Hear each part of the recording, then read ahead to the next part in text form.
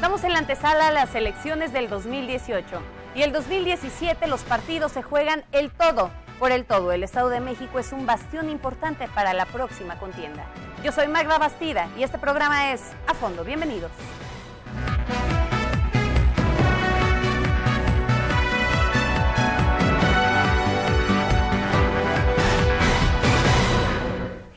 Agradezco a nuestro invitado de esta noche. Se trata del presidente nacional del PRI, Enrique Ochoa Reza. Bienvenido, ¿cómo está?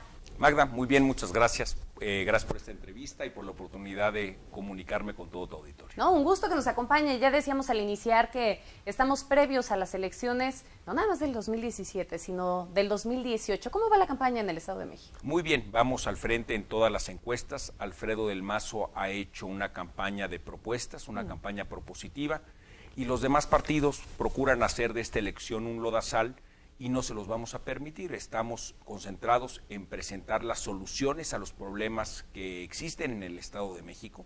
Estamos conscientes que hay importantes retos por atender y también estamos convencidos que en el Estado de México, con el trabajo de las y los mexiquenses, se ha avanzado mucho en diversas áreas. Y hay que consolidar los avances y hay que prepararnos para resolver puntualmente las demandas que están pendientes de atender. Enrique, cuando dice un lodazal, ¿se refiere a esta campaña de descalificaciones que han estado involucrados los candidatos? Así es la marca de la casa en el caso de Morena, que normalmente genera durante las contiendas ataques permanentes y luego cuando pierde las elecciones, como será el caso en el 2017 en el Estado de México, las impugna y genera conflictos postelectorales. Pero todos se han metido en la campaña, en esta campaña negra. Lo que hemos hecho es contrastar cuando vienen los ataques sin fundamento, señalar puntualmente que son acusaciones falsas y también señalar para el contraste democrático las diferencias entre los candidatos, entre las propuestas y entre los planteamientos que no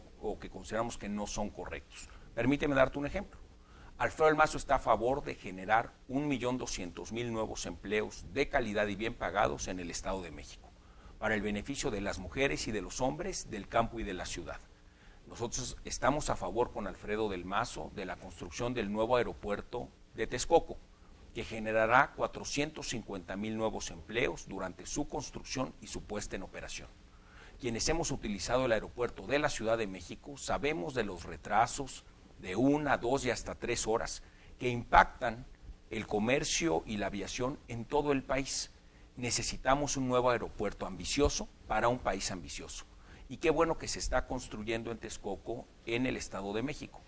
Alfredo del Mazo está a favor, como gobernador, de llevar a cabo los convenios necesarios para que estos nuevos empleos, producto del aeropuerto en Texcoco, sean para las y los mexiquenses de la zona oriente del Estado de México preferentemente. Para continuar con que es esta donde está ahí, absolutamente. ¿Cuál es el gran reto que se tiene en el Estado de México? Bueno, pues en ese sentido, el contraste democrático se tiene que hacer porque Morena, López Obrador y Delfín están en contra del nuevo aeropuerto.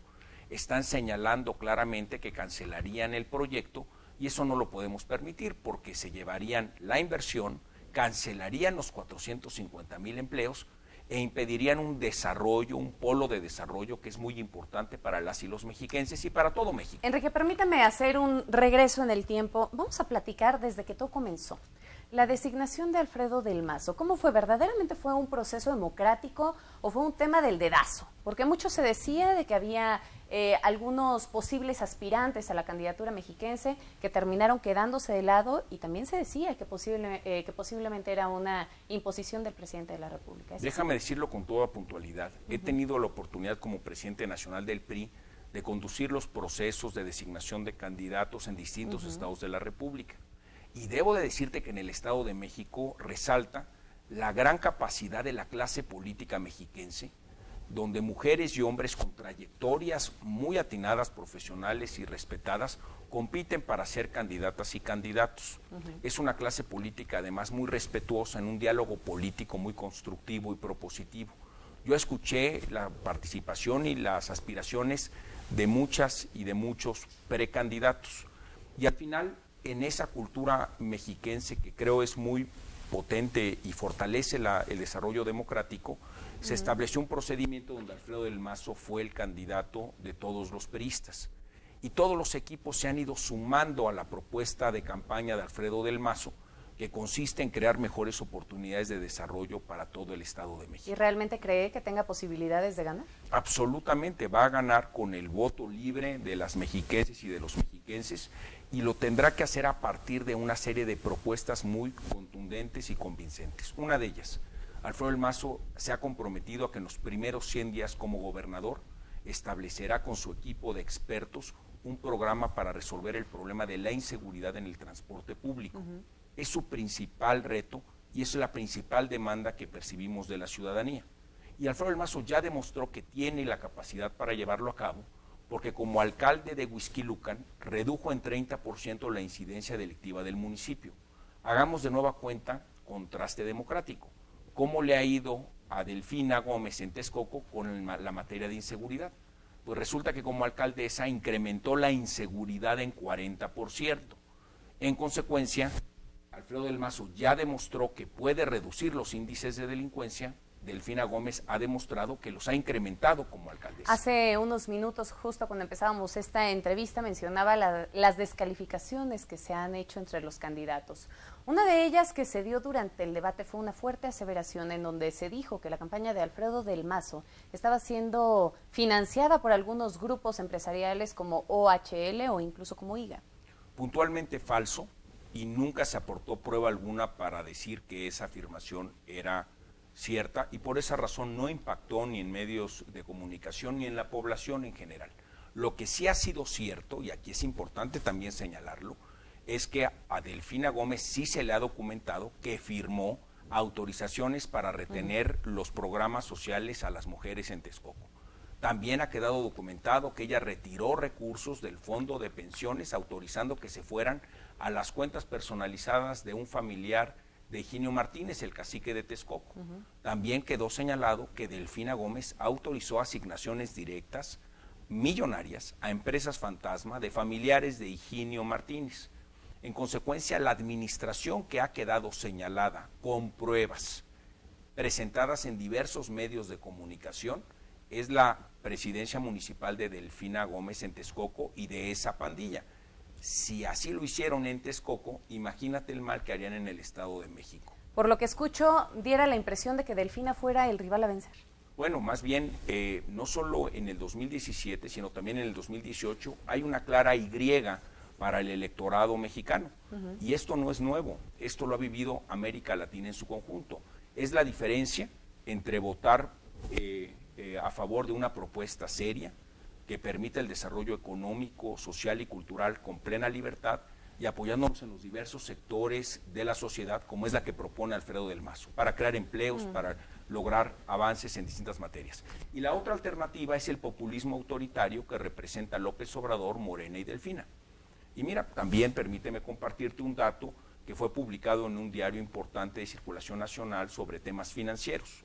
La agencia calificadora Fitch en Estados Unidos señaló puntualmente que un avance de Morena en el 2018 con López Obrador significaría inestabilidad y una posible devaluación de la moneda mexicana, porque está muy identificado en el mundo el peligro que significa un avance del populismo autoritario. Enrique, permítame hacerle una pregunta al presidente del partido. Sí. ¿Le tiene miedo a Andrés Manuel? Por supuesto que no, pero ciertamente alerto que ese es el reto que tenemos en nuestra generación. Me queda claro que lleva más de 20 años de campaña el hombre, pero estos 20 años de campaña le han dado un capital político importante. Y te pregunto, en 20 años de campaña, ¿cómo se ha financiado? ¿De qué vive López Obrador? Millones de mexiquenses y de mexicanos nos hemos preguntado cómo es que durante esos 20 años de contienda, de participación política y pública, ha logrado financiarse. Pues resulta que no ha habido una respuesta muy clara de parte de él, porque en su declaración 3 de 3, bajo protesta de decir verdad, firmó que no tenía cuenta de cheques, tarjeta de crédito, tarjeta de débito, ingresos.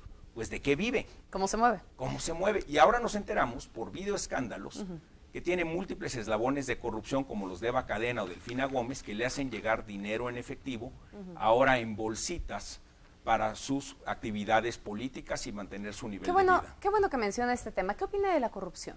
La corrupción es ofensiva, es indignante. Los corruptos deben de terminar en la cárcel y debemos de recuperar el dinero que se robaron para regresarlo al pueblo de México.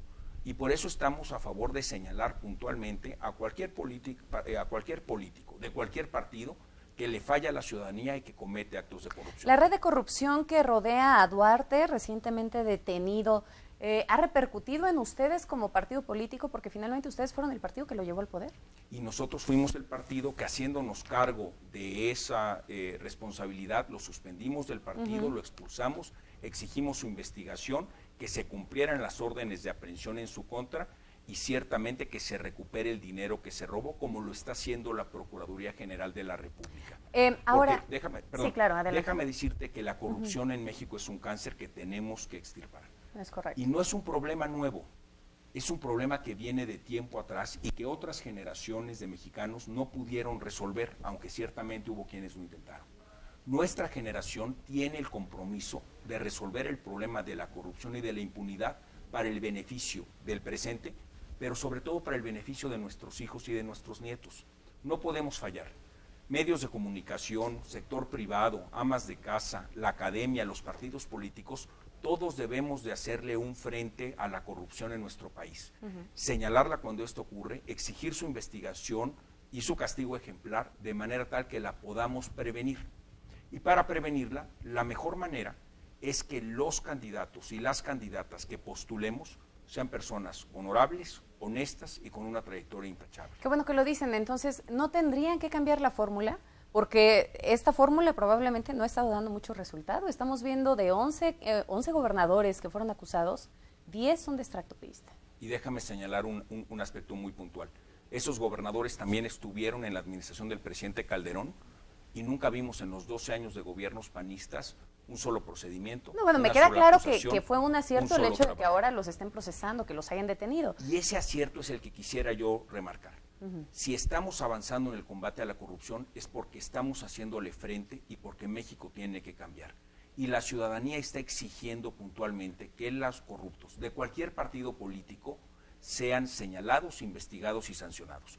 Por eso estamos pidiendo que sea el caso que se revisen los actos de corrupción de Delfina en Texcoco, de Higinio Martínez en Texcoco, de Eva Cadena en Veracruz, pero también de Guillermo Padres, el exgobernador panista de Sonora, que ha sido señalado por actos de corrupción y que está siendo procesado. Ahora bien, dicen que las cosas pueden ser como una manzana, ¿no? Una manzana en una caja, una manzana echada a perder, puede echar a perder las demás manzanas. ¿No sucedería lo mismo en el caso de la corrupción al interior del PRI? Y precisamente por esas manzanas podridas tenemos que separarlas de la canasta. Y ustedes pueden identificar realmente antes, porque digo, la intención sería esa, ¿no? Que como partido tuvieran esa capacidad de identificar antes de que sucedieran este tipo de desfalcos. Y es precisamente lo que estamos haciendo en el PRI con los nuevos sistemas anticorrupción que estamos promoviendo, que podamos prevenir la corrupción a través de que las candidatas y los candidatos sean gente honesta, con honorabilidad, con cercanía con sus comunidades y también que tengamos mecanismos internos y mecanismos en un sistema nacional anticorrupción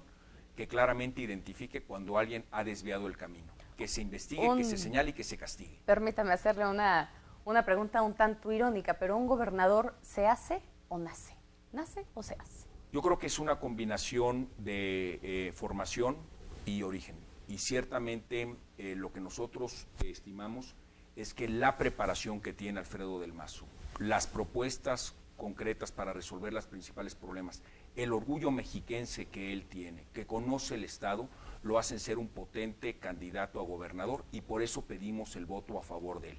Y ciertos estamos que el voto mayoritario libre de las mexiquenses y los mexiquenses lo harán el próximo gobernador del Estado. Y en el caso de un gobernador corrupto, ¿nace o se hace? Yo creo que una manera de contener a un gobernador que le falle o a un funcionario público de cualquier partido que le falle a la ciudadanía está en las instituciones que generamos como contrapeso.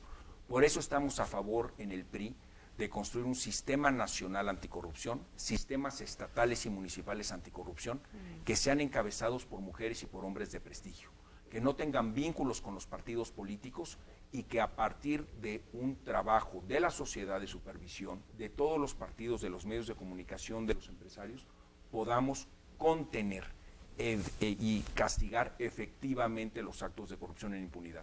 Este reto reclama las mejores prácticas internacionales, de aquellas democracias consolidadas que lo han combatido con éxito. Pero permíteme de nuevo poner el asunto en contraste. López Obrador y Morena recurrentemente están señalados por actos de corrupción de las personas más cercanas a López Obrador. Recordemos los videoescándalos de hace unos años, donde había el señor de las ligas recibiendo fajos de dinero en efectivo envueltos en ligas, o el secretario de Finanzas de López Obrador, que fue sorprendido apostando cifras multimillonarias recurrentemente en Las Vegas, o de los exdelegados de López Obrador también recibiendo fajos en efectivo, y precisamente es todo un círculo cercano de López Obrador que recurrentemente aparece pidiendo dinero en efectivo a nombre de López Obrador y para su movimiento político.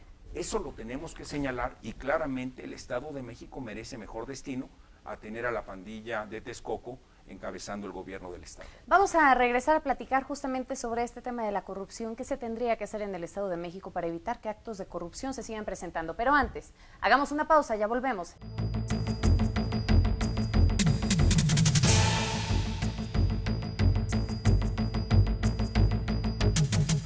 Se encuentra con nosotros el dirigente nacional del PRI, Enrique Ochoa. Gracias nuevamente por aceptar la invitación y antes de irnos a corte hablábamos justamente sobre los problemas de corrupción, de qué hacer como tal para combatir la corrupción. Así es, estamos a favor de crear sistemas nacionales, estatales y municipales anticorrupción encabezados por mujeres y hombres de prestigio, que no tengan vínculo con los partidos políticos y que permitan combatir este cáncer, que no es nuevo, pero que ciertamente corresponde a nuestra generación resolver para el beneficio del presente y de futuras generaciones.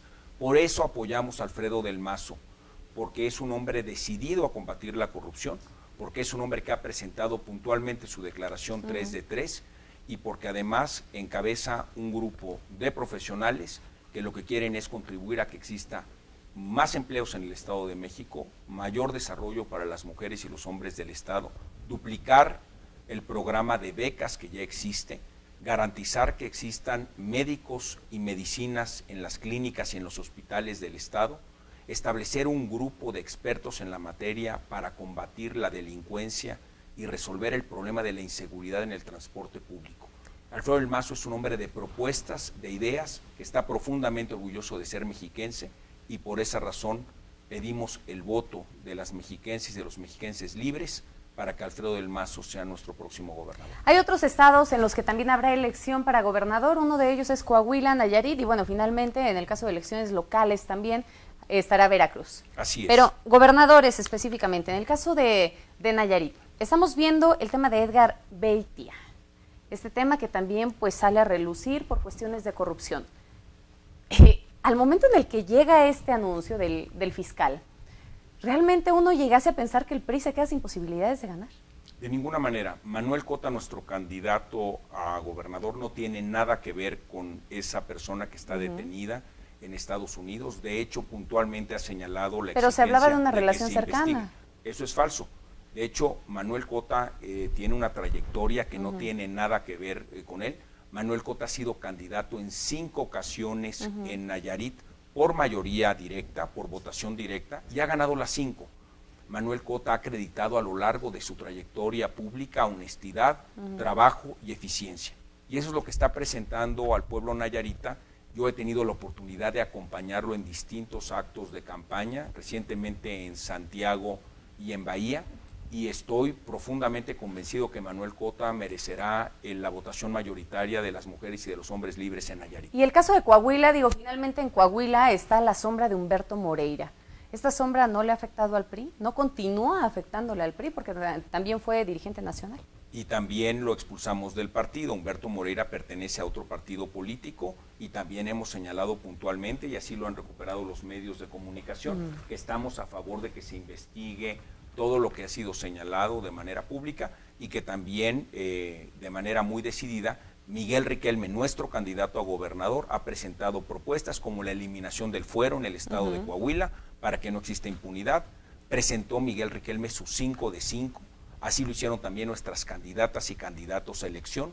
Incluye la 3 de 3, pero además la carta de antecedentes no penales y por otro lado también el examen antidoping. En el contraste, Guillermo Anaya, el candidato del PAN al gobierno de Coahuila, ha presentado su 3 de 3 con inconsistencias entre su ingreso y su declaración fiscal.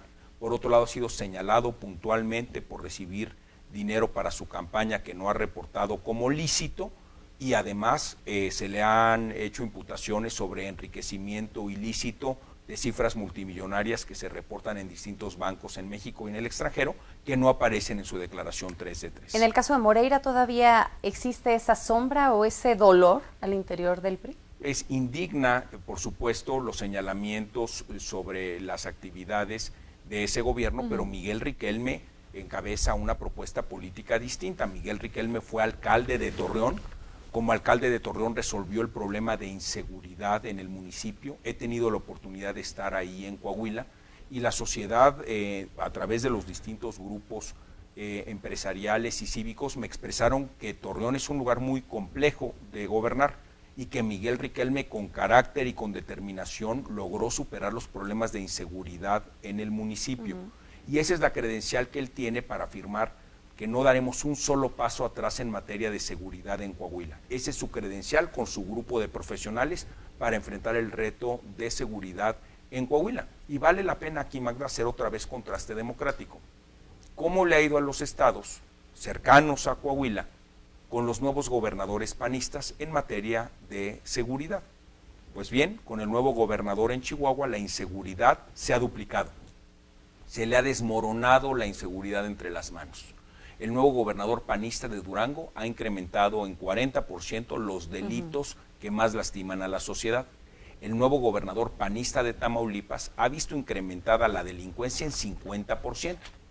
Y en ese contexto territorial, Coahuila se ha mantenido con índices de seguridad positivos que han permitido inversión, creación de empleo y el disfrute de las libertades de los ciudadanos. Enrique, en el 2016 las elecciones dieron sorpresas que nadie se esperaba. En el 2016 las encuestas decían una cosa y de pronto nos encontramos con resultados totalmente diferentes. En esta ocasión podría pasar lo mismo. ¿Y qué pasaría si en dado caso, específicamente en el Estado de México, perdiera el PRI? ¿Qué pasaría con la elección al 2018? Aquí lo que vamos a acreditar son 3 de 3. 3 triunfos del PRI en elecciones para gobernador gracias a las campañas propositivas de nuestros candidatos y a la decisión libre de los votantes en las 3 entidades donde hay campañas para gobernador. Vamos por 3 victorias de 3 elecciones y vamos a competir con firmeza y también a ganar en 212 ayuntamientos en Veracruz. Ciertamente, yo reviso todas las encuestas, todos los estudios de opinión, con mucho cuidado y con mucha atención. Nunca desestimo alguno, pero conozco que la única encuesta que sirve, la única encuesta que cuenta realmente es la jornada electoral. Es el 4 de junio. Y ahí invitamos a las y los mexiquenses que de manera libre e informada ejerzan su derecho al voto y su obligación de votar a favor de un desarrollo en el Estado de México de corto, de mediano y de largo plazo, con las mejores propuestas que tiene Alfredo del Mazo y con el programa para crear 1.200.000 nuevos empleos para las mujeres y los hombres del Estado. El fin de semana el Partido Acción Nacional y el PRD anunciaron una posible coalición para el 2018. Sí, es una muestra muy clara de que han tirado la toalla en las elecciones del 2017. ¿Pero en el 2016 les funcionó? Bueno, pero en el 2017 están perdiendo por todos lados. Y en el 2018 lo que nos están diciendo es que solos no pueden. Nosotros como partido político estamos invitando a toda la ciudadanía, que no se ve representada en esa mezcla del agua y el aceite entre el PAN y el PRD, que las puertas están abiertas en el PRI. ¿Qué características debe de tener el candidato a la presidencia de la República, el candidato de su partido? ¿Cómo no? Tiene que ser una persona honorable, honesta, con un proyecto muy claro, con una propuesta constructiva, y en el partido estaremos trabajando en ese sentido, pasando las elecciones del 2017, habiendo ganado 3 de 3 elecciones para gobernador, vamos a nuestra 22ª Asamblea Nacional, ¿Y donde estamos, perdón, sí, adelante. Digo, donde estamos convocando a todos los priistas del país a tener una serie de discusiones, de reuniones de trabajo a lo largo de 4 meses para culminar en agosto. Bien. Con lo cual podemos presentar ante toda la ciudadanía del país entero nuestra propuesta, nuestro proyecto, nuestras ideas. Y entonces sí discutir sobre los nombres de las mujeres y de los hombres que serán nuestras candidatas y candidatos para el 2018. Menciona estas características, ¿ya tienen a alguien así? Bueno, tenemos muchos perfiles que cumplen con esta característica e iniciaremos ese procedimiento para que lo resolvamos el primer trimestre del 2018. La popularidad que ha tenido el presidente de la República en los últimos días, pues de pronto llegase a ser negativa.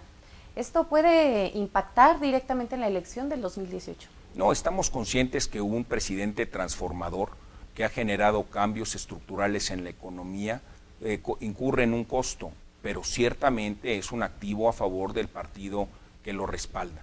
¿Por qué? Porque estamos conscientes todos que los proyectos de transformación económica necesitan tiempo para su maduración.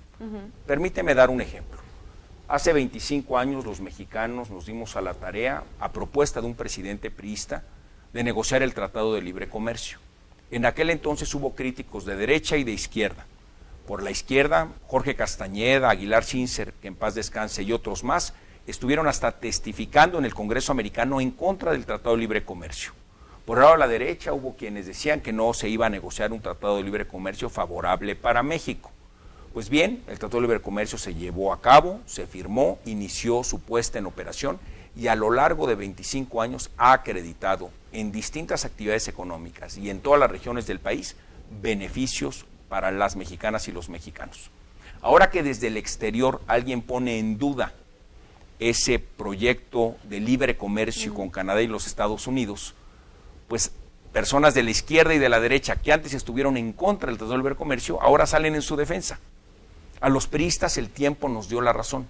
Una reforma estructural de esa magnitud necesita tiempo para arrojar los resultados y beneficios para toda la sociedad. ¿Qué le ha faltado al presidente? Ese es el costo de llevar a cabo reformas estructurales que son potentes y que arrojarán beneficios de corto, de mediano y de largo plazo para todos los mexicanos. Ciertamente hemos necesitado mejorar nuestra comunicación con la sociedad. Debemos de comunicarnos de manera más directa con toda la sociedad mexicana. ¿Le ha faltado comunicación al presidente? Ha faltado comunicación, por supuesto, también le ha faltado comunicación al partido y por esa razón yo agradezco mucho este espacio para poder comunicarme directamente con las mexiquenses y los mexiquenses para establecer los temas que sean de interés y defender la propuesta que tiene Alfredo del Mazo en esta elección. Y permíteme señalar un punto que es muy importante para nuestro candidato. Nosotros estamos impulsando un programa de empleo que propone Alfredo del Mazo para las mujeres que tienen 50 años y más, que quieren, después de haber atendido a su familia en el desarrollo personal, regresar a la vida profesional y que no están encontrando oportunidades de trabajo.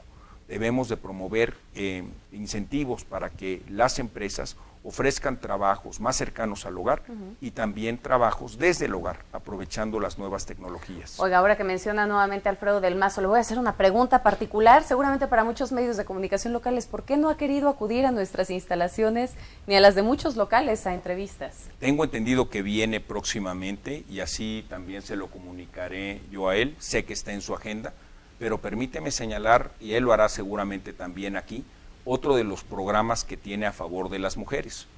Está a favor de que aquellas mujeres que después de haber atendido a sus hijos y a su familia deseen regresar a estudiar, a concluir los estudios que dejaron de alguna manera parciales, que tengan facilidades de becas para incorporarse de nuevo a llevar a cabo estudios de preparatoria o de universidad o en los tecnológicos del Estado a través de un programa que se denomina Universidad Rosa, con horarios flexibles, apoyos económicos y espacios de lactancia y de ludoteca para que sus hijos estén bien atendidos en lo que ellas continúan su preparación académica. Está también Alfredo del Mazo a favor de reconocer el trabajo de las amas de casa, ese trabajo que hacen de cuidar a la familia, de cuidar a sus hijas y a sus hijos, de promover integración en la comunidad y que nadie se los reconoce y que no encuentra ese salario rosa alguna, que ha sido el estandarte de la campaña. Absolutamente, y el salario rosa es una política pública de última generación que tienen democracias avanzadas que le reconocen ese trabajo a las amas de casa para fortalecer su economía familiar en las clases medias y populares en todo el Estado de México. Enrique, le agradecemos mucho el hecho de que nos haya acompañado en este programa de análisis, en este A Fondo. La invitación está abierta, nos vemos después de las elecciones, hay muchos temas pendientes que se tienen que abordar y sobre todo también de cara al 2018. Por supuesto, con mucho gusto vendré de nuevo, Magda. He estado muy a gusto en esta conversación crítica, autocrítica, pero sobre todo propositiva, porque estamos convencidos que en el Estado de México se vive una elección de Y. Son dos proyectos completamente distintos. Uno, a favor del desarrollo, de la generación de empleos, del apoyo para duplicar las becas, para mejorar las condiciones de seguridad, con un candidato probado, honrosamente mexiquense y orgullosamente mexiquense, que es Alfredo del Mazo. Y el otro proyecto es un proyecto populista autoritario que cancelaría el aeropuerto de la Ciudad de México, que cancelaría el aeropuerto de Texcoco, que dejaría solamente vigente el aeropuerto de la Ciudad de México, que no tiene una propuesta clara a favor de las mujeres, ni para reincorporarlas al empleo, ni para apoyar su economía familiar, ni para mejorar la condición educativa de las niñas y los niños. De hecho, esa propuesta de Morena, de Delfina y de López Obrador, se está asociando con el Baester. Tú habías afirmado hace un momento que había que combatir puntualmente la corrupción.